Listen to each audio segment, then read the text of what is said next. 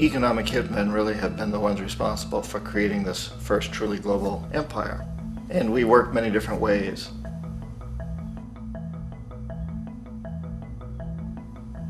But perhaps the most common is that we will identify a country that has resources our corporations covet, like oil, and then arrange a huge loan to that country from the World Bank or one of its sister organizations.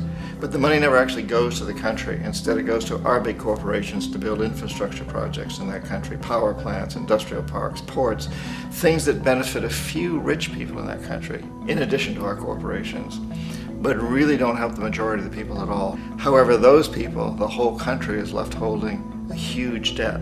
It's such a big debt they can't repay it, and that's part of the plan, that they can't repay it.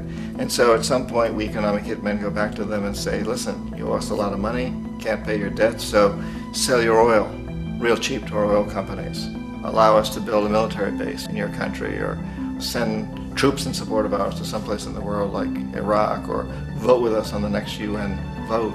To have their electric utility company privatized and their water and sewage system privatized and sold to U.S. corporations or other multinational corporations. So there was that whole mushrooming thing, and it's so typical of the way the IMF and the World Bank work, that you put a country in debt, it's such a big debt it can't pay it, and then you offer to refinance that debt and pay even more interest.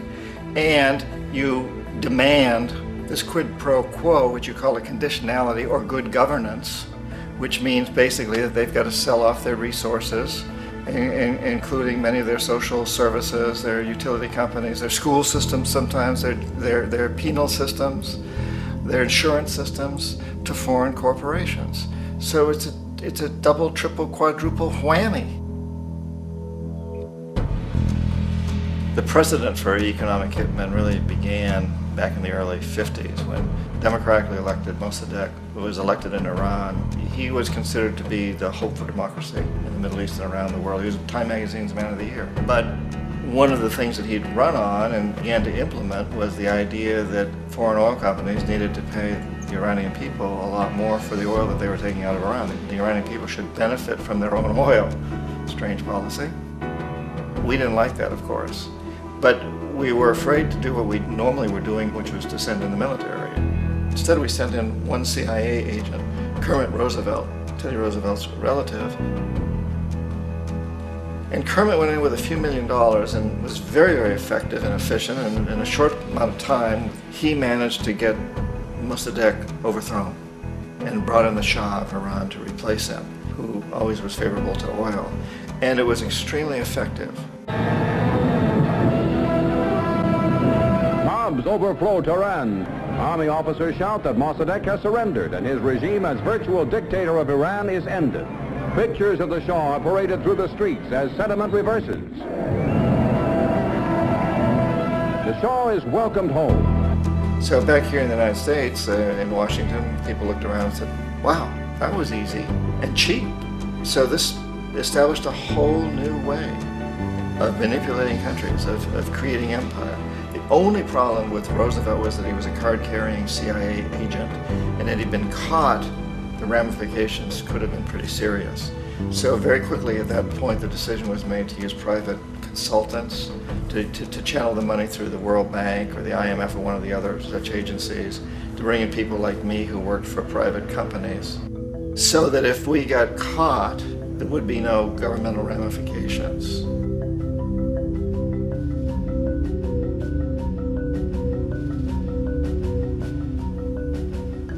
When Arbenz became president of Guatemala, the country was very much under the thumbs of United Fruit Company, the big international corporations. And Arbenz ran on this ticket that says, you know, we want to get the land back to the people.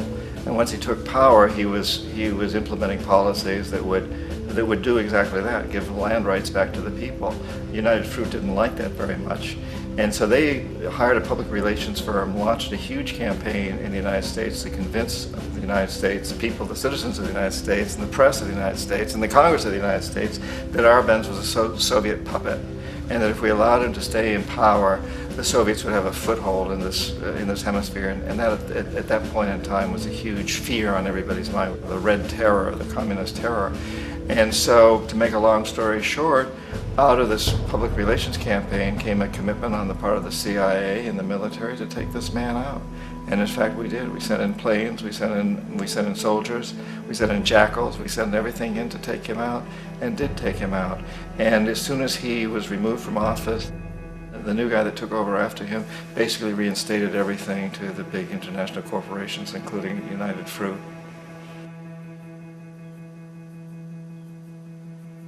Ecuador for many, many years had been ruled by pro-US dictators, often relatively brutal.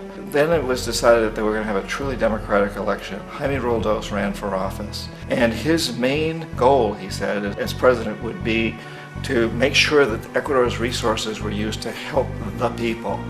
And he won, overwhelming, by more votes than anybody had ever won anything in Ecuador.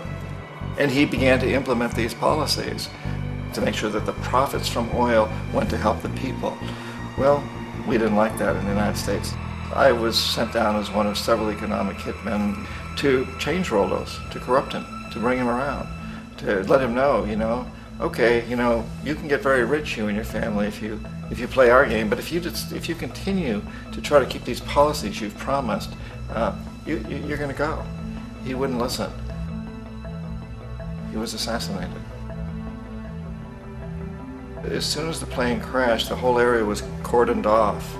The only people allowed in were U.S. military from a nearby base and some of the Ecuadorian military. When an investigation was launched, two of the key witnesses died in car accidents before they had a chance to testify. A lot of very, very strange things that went on around the assassination of Jaime Roldos. I, like most people who've really looked at this case, had absolutely no doubt that it was an assassination. And of course, in my position as an economic hitman, I was always expecting something to happen to Jaime, whether it be a coup or assassination, I wasn't sure, but that he would be taken down because he was not being corrupted. He would not allow himself to be corrupted the way we wanted to corrupt him.